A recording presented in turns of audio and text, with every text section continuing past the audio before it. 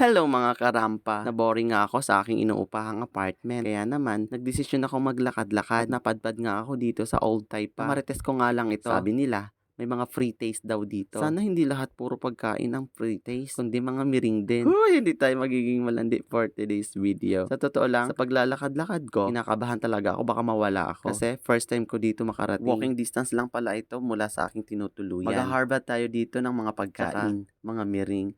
Hoy, bakit naman laging miring? Ayan, hahanapin nga natin dito yung mga pre-taste nila. Pero for today's video, hindi tayo kakain ng dried meat kineme nila. Kasi nagsawa tayo doon sa San Malo. Yung sa sentro ng Macau. Sa susunod, isasama ko kayo sa napakahabang may mga pre-taste nila doon sa San Malo. Hindi na muna ako magpapakabusog dito. Kasi naman, may naiwan pa akong pagkain doon sa apartment. Ayoko naman yung itapon at baka pamapanis. Kaya, yung hinahanap natin dito, yung mga very very light lang na pagkain. Yung bang titikim lang tayo ng kaunti tapos sabay alis. Kagaya ng ginawa niya sa'yo. Tinikmang ka lang. Cheers! Dahil sa totoo lang, wala naman tayong pambili. Bibigyan na sana ako dyan ni ate, kaya lang hindi ko na kinuha. Kasi yung focus natin dito, yung mga biscuit-biscuit lang nila. Uy. Kung tutuusin naman kasi, kung papatulan natin lahat ng mga pre-taste nila dito, di malayong uuwi akong buntis. Nabuntis niya. Charis. Napakasarap nga din dito maglakad-lakad kasi malamig ang panahon. Kaya lang, kung wala kang jowa, magtiis kang magsolo. Kaya ito, titiis muna tayo. Alam kong malapit na din kitang makita. Uy, lumalandi. Siyempre, hindi ikaw, assuming ka. Habang tumatagal nga, nahihilo na ako kakalakad. Sa dami na ba nang nakikita? Maraming mga pagkain,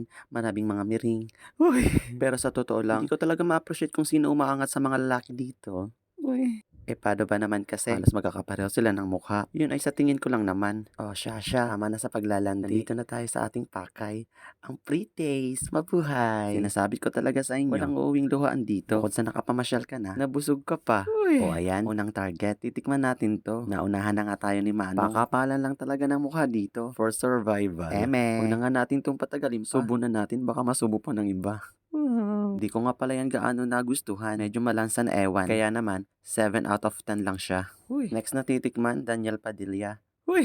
Eme lang. Ito, may nakita nga tayo dito. Biscuit ata to na ewan. Hindi mabuksan kaya pinagbuksan ako ni ate. Salamat ate. Yun nga lang, isa lang binigay sa akin. Oy. Hindi tayo magmumukhang hampas lupa for today's video. Tara titikman natin to sa harap ng salamin. Hindi ko nga pala alam ang pangalan neto. Paano ba naman? Hindi ko masabutan. Ang nakasulat, diri masabutan. Ang tawag sa amin sa mga bagay na hindi mo maintindihan. O ayan, may natutunan ka sa akin ha. Thanks me later. Kinagat ko na nga ito at para matikman ko. Approve na approve. Ang sarap neto. Pwede ko itong balikan next time. Kaya naman, 10 out of 10 siya. Di ko na nga tinikman yung iba pa. Kasi, para may babalikan pa tayo next time. Di na nga rin ako lumayo dyan. Kasi, natagpuan ko na siya. Eto, nasa harapan ko. Charis! Hindi pala yun. May kasama na pala siyang iba. Kaya wala nang dahilan para magtagal pa dito. O siya.